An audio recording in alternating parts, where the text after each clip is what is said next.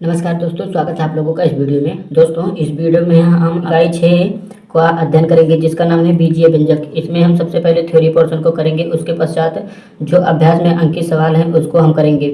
इससे पूर्व के वीडियो में हमने ज्यामितीय अवधारणा पार्ट नंबर 5 था, उसको हमने पूरा खत्म कर लिया है। इस वीडियो में हम बीजीय व्यंजक का अध्ययन करेंगे। तो इस वीडियो में जैसा कि आप लोगों को पता है, सबसे पहले हम जो पार्ट शुरू करते हैं उसके थ्योरी पोर्शन को देखते हैं, उसके पश्चात हम क्वेश्चन को देखते हैं। ठीक है, तो उसी कड़ी में आइए सबसे पहले इस पार्ट के थ्योरी पोर्शन को देख लेते हैं। देखिए दोस्तों, यहाँ कॉपी पर हमने सारी थ्योरी लिख ली है। ठीक है, इसी कॉपी के माध्यम से मैं आप लोगों को थ्योरी पोर्शन अध्ययन करवाऊंगा। तो देखिए, यहाँ पर पार्ट का नाम है बीजीय व्यंजक, पार्ट संख्या 6 है, कक्षा 6 के विद्यार्थियों के लिए। तो पहला नोट का पॉइंट क्या है, कोई चर या अचर संख्या या इनका समूह मौलिक गणितीय संक्रियाओं के चिन्हों से युक्त होने पर बीजीय व्यंजक कहलाता है। ठीक है, तो आप लोगों को बीजीय व्यंजक का परिभाषा मिल गया। यहाँ से बीजीय व्यंजक की परिभाषा एक बार फिर से देख लीजिए। कोई चर या अचर संख्या या इनका समूह मौलिक गणितीय संक्रियाओं के चिन्हों से युक्त होने पर वह गणितीय व्यंजक कहलाता है। ठीक है, यहाँ पर आप लोगों को कहा गया है कोई चर या अचर। यहाँ देख लीजिए, एक चर ले लेते हैं x और कोई अचर ले लेते हैं y और कोई संक्रिया ले लेते हैं, यानी यहाँ पर संक्रिया में प्लस माइनस कुछ भी ले सकते हैं। तो यहाँ पर हमने प्लस ले लिया और बराबर यहाँ पर कुछ भी मान लीजिए, यहाँ 7 मान लीजिए। तो इस प्रकार ये जो हमें समीकरण मिला है इसे हम बीजीय व्यंजक कहेंगे। ठीक है, क्योंकि यहाँ पर एक चर है और यहाँ पर एक संक्रिया प्लस लिया है हमने, और यहाँ पर एक अचर है 6 और एक अचर 7 है। ठीक है, तो इस प्रकार इस पूरे को हम बीजीय व्यंजक कहेंगे। देखिए, बीजीय व्यंजक की परिभाषा होगी। अब चलिए आगे दूसरे पॉइंट को देख लेते हैं। दूसरे पॉइंट में क्या कहा गया है, किसी आंकिक संख्या या अक्षर संख्या या इनके गुणनफल या भागफल को पद कहते हैं। ठीक है, जैसा कि आप लोगों को यहाँ पर पद की परिभाषा बताई गई, किसी आंकिक संख्या या अक्षर संख्या, कोई भी आंकिक संख्या या अक्षर संख्या या इसको गुणनफल भागफल को पद कहते हैं। जैसे यहाँ पर आप देख सकते हैं, यहाँ पर मैंने यहाँ पर 3x लिख दिया और प्लस यहाँ पर 4 लिख दिया। ठीक है, और बराबर 7 लिख दिया। तो इसमें पद की बात कहा है, तो कोई आंकिक संख्या भागफल या गुणनफल के उपरांत वाला ये इतना है, इसको हम एक पद कहेंगे और इसको हम एक पद कहेंगे। यानी 3x एक पद है, 4 एक पद है और 7 एक पद है। ठीक है, तो इसमें कुल मिलाकर 3 पद है। ठीक है, यही होगी पद की परिभाषा। तो दूसरा पॉइंट भी हमने देख लिया। अब देखिए तीसरे पॉइंट में क्या लिखा गया है। तीसरे पॉइंट में है, जिन पदों के बीजीय गुणनखंड आपस में समान होते हैं उन्हें सजातीय पद या समान पद कहते हैं, जबकि उनके संख्यात्मक गुणांक अलग अलग हो सकते हैं। तो इस पॉइंट में हमें क्या कहा गया है, देखिए इस पॉइंट को भी हम कॉपी पर समझ लेते हैं। यहाँ पर आपको कहा गया है जिसके बीजीय व्यंजक, यानी आप मान लीजिए 8xy और यहाँ पर आप मान लीजिए 10xy। तो इसमें बीजीय व्यंजक जब समान होंगे तो इन्हें सजातीय पद कहेंगे। तो यहाँ पर आप देख सकते हैं, इसके 8 के गुणनफल में xy का गुणनफल है और 10 में भी xy का गुणनफल। इस प्रकार xy इधर और xy इधर बीजीय गुणनखंड इसमें दोनों में शामिल है। तो इस प्रकार ये दोनों सजातीय हो जाते हैं। ठीक है, तो इसमें बताया गया है सजातीय समान पद कहते हैं। ठीक है, और संख्यात्मक गुणांक अलग अलग हो सकते हैं, जैसा कि यहाँ आप देख सकते हैं संख्यात्मक गुणांक 8 है और यहाँ पर 10 है। तो चलिए अगले पॉइंट को देख लेते हैं। अगले पॉइंट में कहा गया है, जिन पदों के बीजीय गुणांक आपस में समान नहीं होते हैं उन्हें विजातीय या असमान पद कहते हैं। जैसे कि यहाँ पर आप देख सकते हैं, वाला आपको पता चलना चाहिए कि 8xy है और 10x² y है। तो यहाँ पर आप देख सकते हैं बीजीय गुणांक भी समान नहीं है। हालांकि यहाँ पर ये 2 घात है, यहाँ पर 1 ही है, तो इसी को कहेंगे कि अलग अलग हैं।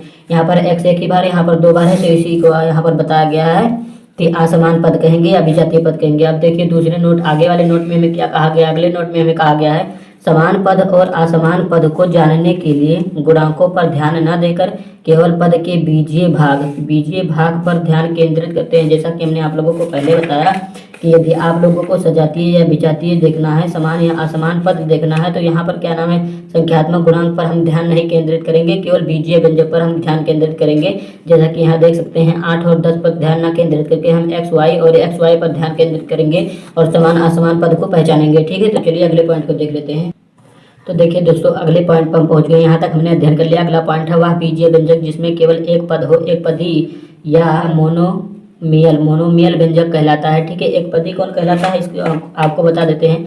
जैसे 3x हो गया, 4x हो गया, 5x हो गया, 6x हो गया। इसी प्रकार जो ये अकेले पद होते हैं, एक एक पद होते हैं और भाग गुणा या घटाना या योग की संक्रियाओं से अलग हो तो और एक ही पद हो तो इन्हें एक पदीय व्यंजक कहेंगे। ठीक है, अब देखिए दूसरे में क्या कहा गया है, वह व्यंजक जिसमें केवल 2 पद होते हैं और वे असमान पद हों द्विपद कहलाता है। ठीक है, द्विपद क्या कहलाएगा, इसमें आप देख सकते हैं जैसे यहाँ पर 3x हो और प्लस यहाँ पर 4y हो तो इसे हम द्विपद कहेंगे। यहाँ पर देख सकते हैं एक पद ये है, इसमें जो चर संख्या है x और एक पद ये है, इसमें चर संख्या जो है y है। तो इस प्रकार ये दोनों पद भिन्न भिन्न है, लेकिन यहाँ पर दो पद हैं इसी में, तो इसे हम द्विपद व्यंजक कहेंगे। ठीक है, अब देखिए तीसरे में कहा गया है वह व्यंजक जिसमें केवल 3 पद हो, केवल 3 पद हो और वे असमान हो त्रिपद कहलाता है। इसी प्रकार इसमें जैसा कि हमने यहाँ पर 2 लिया था, यहाँ पर आप ये ले सकते हैं 4x प्लस 5y और प्लस 6z ले सकते हैं। तो यहाँ पर आप देख सकते हैं संख्यात्मक मान से भी मतलब नहीं है। यहाँ पर आप देख सकते हैं चर x है, यहाँ y है, यहाँ z है, तो यहाँ पर 3 बीजीय, यहाँ जो 3 चर दिए गए हैं इन्हीं को हम त्रिपद व्यंजक कहेंगे। ठीक है, अब देखिए अगले वाले पॉइंट में क्या कहा गया, अगले पॉइंट में है 2 या अधिक समान पदों का योग एक समान पद होता है जिसका संख्यात्मक गुणांक सभी समान पदों के गुणांकों के योग के बराबर होता है। ये पॉइंट क्या कह रहा है, यहाँ पर आप देख सकते हैं जैसे यहाँ पर ये कह रहा है 3x एक पद हो गया, 4x एक पद हो गया और 5x एक पद हो गया। ठीक है, हम योग करेंगे इनका, ये हम योग कर देंगे तो ये वही संख्या होगी जो इनका योग आएगा। ठीक है, तो 3x और 4x 7x और ये 5 12x। ठीक है, तो ये 12x कहाँ से आया है, यदि आप लोग इन्हें जोड़ लेंगे तो यही 12x आ जाएगा, तो ये दोनों 12x बराबर होंगे, यही इसमें कहा गया है। ठीक है, अब देखिए अगले पॉइंट में क्या कहा गया है, यदि कोष्ठक के बाहर ऋण का चिन्ह हो तो कोष्ठक खोलने पर उसके पदों के चिन्ह बदल दिए जाते हैं। यह बात बहुत इंपॉर्टेंट है, एक बार फिर से पढ़ देता हूँ, ध्यान से देख लीजिएगा, उसके पश्चात मैं आपको समझाता हूँ। यदि कोष्ठक के बाहर ऋण चिन्ह हो तो कोष्ठक खोलने पर उसके पदों का चिन्ह बदल जाता है। जैसे कि यहाँ आप देख सकते हैं एक पद हम यहाँ लिख लेते हैं, एक पद जैसे कि यहाँ लिखा है 3x प्लस 4y और प्लस 6z यहाँ पर लिखा हुआ है और इसके सम्मुख यदि माइनस है तो यहाँ पर जब ये ऋण चिन्ह होगा इसके सम्मुख तो यहाँ पर जो अंदर दिए गए हैं सबका चिन्ह बदल जाएगा। ठीक है, अंदर जो दिया गया है 3x प्लस में है तो ये माइनस का 3x हो जाएगा और ये 4x प्लस का है तो ये भी 4y माइनस का हो जाएगा और ये प्लस में है तो ये भी माइनस में ही हो जाएगा। ठीक है, तो यही कहा गया कि यदि ऋण चिन्ह हो, यदि ऋण चिन्ह होगी बाहर और सभी कोष्ठक के बाहर ऋण चिन्ह हो और अंदर के सभी प्लस हो तो सभी माइनस हो जाएंगे। ठीक है, यानी कहने का मतलब है यदि ऋण चिन्ह बाहर होगा तो अंदर के जो भी रहेंगे सब बदल जाएंगे। एक और उदाहरण देख लीजिए, यहाँ जैसे 4x और माइनस 5x और प्लस का 6x दिया हो आप लोगों को यहाँ पर और यहाँ पर माइनस का चिन्ह लगा हो तो इसको हल करेंगे तो ये प्लस का है तो माइनस का 4x हो जाएगा और ये माइनस का है तो ये प्लस का हो जाएगा। ठीक है, ये हो जाएगा प्लस का 5x, ये प्लस का है तो ये माइनस का हो जाएगा। ठीक है, कहने का मतलब है कि यदि ऋण चिन्ह कोष्ठक के बाहर है तो अंदर के सारे चिन्ह बदल जाएंगे। ठीक है, इस प्रकार हमने ये पॉइंट आपको समझा दिया। अब देखिए इसी में कहा गया है तो कोष्ठक खोलने पर उसके पदों के चिन्ह बदल दिए जाते हैं, यहाँ तक हो गया। अब देखिए जबकि धन होने पर पूर्ववत रहता है, यदि धन है यहाँ पर आप देख सकते हैं जैसे 4x और प्लस का 5y और प्लस 6x यहाँ आ गया और इसके सम्मुख यदि धन का चिन्ह है तो पूर्ववत रहेंगे, यानी जो 4x प्लस 5y और प्लस 6x हैं ये ऐसे कैसे रहेंगे, इनका चिन्ह नहीं बदला जाएगा। ठीक है, ये पॉइंट आपको आशा करता हूँ समझ में आया होगा। अब देखिए अगले पॉइंट में क्या है, 2 या 2 से अधिक कोष्ठकों के बीच यदि कोई चिन्ह ना हो तो वहाँ गुणा का चिन्ह मान लेते हैं। जैसे यहाँ देख सकते हैं आप लोग, यदि यहाँ 3x लिखा हो एक कोष्ठक में और यहाँ पर 4x और लिखा हो तो यहाँ पर देखिए कोष्ठक के बीच में कोई चिन्ह नहीं है तो कहा गया है कि 3x और यहाँ पर गुणे का चिन्ह छिपा होता है। ठीक है, तो हम गुणा का चिन्ह यहाँ पर मान लेंगे अपने। ठीक है, इसे समझ लीजिएगा थ्योरी में, और ये ऐसे क्वेश्चन आप लोगों को इस पार्ट में बीजीय व्यंजक नामक पार्ट में करने को मिलेंगे। तो आप लोग वहाँ पर ये जब थ्योरी समझे रहेंगे तो बड़ी आसानी से क्वेश्चन कर ले जाएंगे। ठीक है, इसलिए मैं थ्योरी सबसे पहले आप लोगों को पढ़ा देता हूँ। अब देखिए दोस्तों यहाँ तक हो गया है, हमने यहाँ तक कर लिया।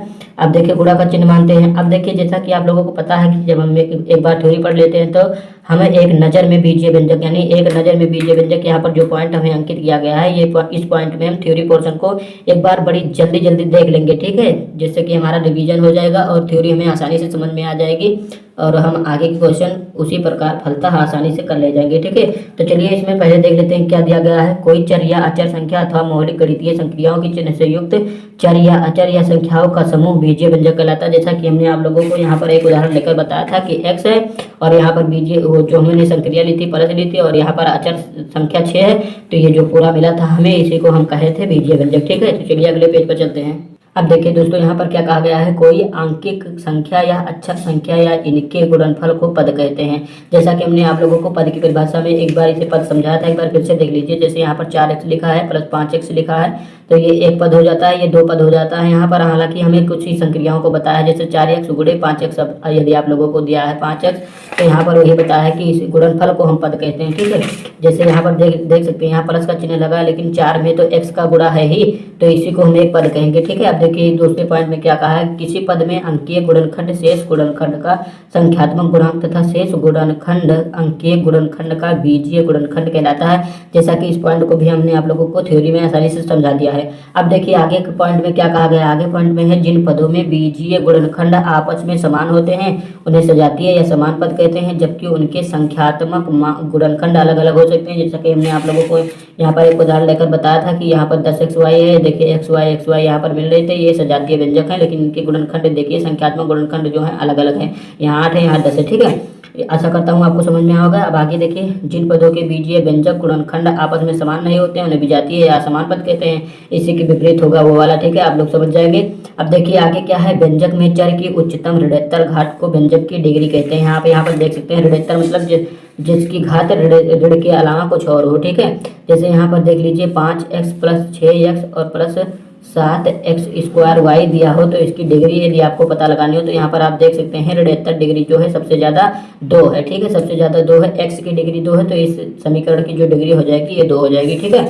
अब देखिए आगे वाले पॉइंट में हमें क्या कहा गया, आगे वाले पॉइंट में हमें क्या कहा गया है, जिन व्यंजकों में एक पद होते हैं उन्हें एक पदीय व्यंजक कहते हैं। आपको पता होगा, हमने बताया आप लोगों को, जिनमें 2 पद होते हैं द्विपदीय तथा जिनमें 3 पद होते हैं उन्हें त्रिपदीय कहते हैं। अब देखिए आगे वाले में, सजातीय पदों का योगफल अथवा अंतर एक अन्य सजातीय पदों का अयोगफल अथवा अंतर होता है, ठीक है।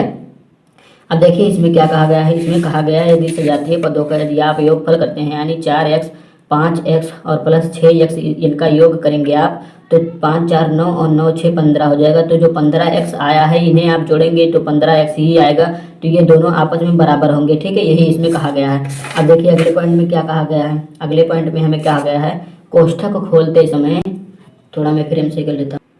तो चलिए दोस्तों, यहाँ देख सकते हैं, कोष्ठक खोलते समय यदि कोष्ठक के पहले प्लस का चिन्ह है तो कोष्ठक के भीतर के पद प्लस और माइनस के चिन्ह नहीं बदलते हैं, ठीक है, जैसा है वैसा ही रहने देते हैं। किंतु यदि कोष्ठक के बाहर माइनस का चिन्ह है तो कोष्ठक के भीतर के प्लस और माइनस के चिन्ह क्रमशः माइनस और प्लस हो जाएंगे।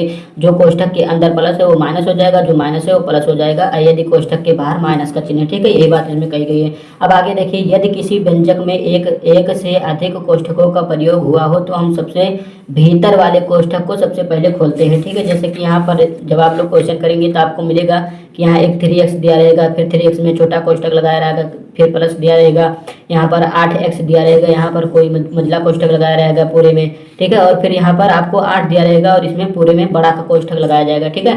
तो सबसे पहले हम छोटे कोष्ठक को हल करेंगे, फिर मंझले कोष्ठक को हल करेंगे और फिर बड़े कोष्ठक को हल करेंगे, यही इसमें कहा गया है, बारी बारी से हल करेंगे, ठीक है। सबसे पहले भीतर वाले कोष्ठक को हम हल करेंगे। तो देखिए यहाँ तक हमने कर लिया, कोष्ठक खोलते हैं। अब देखिए, और उसके भीतर के पदों को सरल करते हैं, जो भीतर पद है उसको सबसे पहले सरल कर लेंगे। यही प्रक्रिया सभी कोष्ठकों को हटाने तक करते हैं, जैसा कि हमने आप लोगों को बता दिया। अब देखिए, 2 या 2 से अधिक कोष्ठकों के बीच यदि कोई चिन्ह ना हो तो वहाँ गुणा का चिन्ह मानते हैं, जैसा कि हमने आप लोगों को बताया।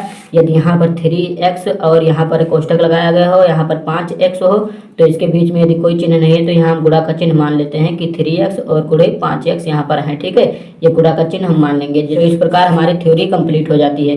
यदि आप लोगों को वीडियो अच्छा लगा तो वीडियो को लाइक शेयर और चैनल को सब्सक्राइब करना ना भूलिएगा। धन्यवाद, मिलेंगे अगले वीडियो में।